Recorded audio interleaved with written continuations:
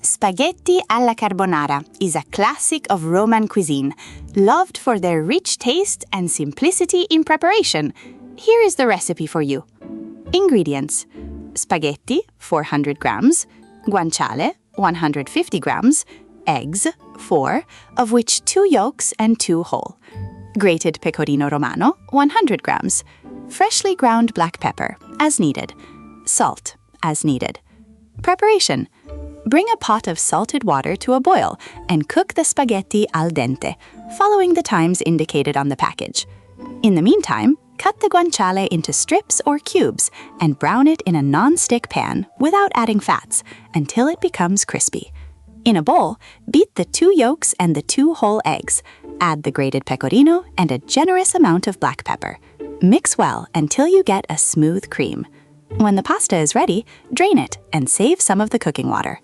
Add the spaghetti to the pan with the guanciale, mixing well on very low heat or turned off to prevent the eggs from coagulating too quickly. Pour the egg and pecorino mixture over the spaghetti and stir vigorously, possibly adding some of the cooking water to make the cream smoother and adhere better to the spaghetti. Serve the spaghetti immediately, finishing with more grated pecorino and a sprinkle of black pepper.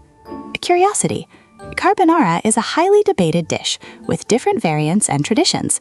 The authentic Roman recipe does not include the use of cream or any cheese other than Pecorino Romano. Plenty of black pepper and the crispy fat of the guanciale are key for a rich and bold flavor. Here is your Italian-style carbonara. Enjoy your meal!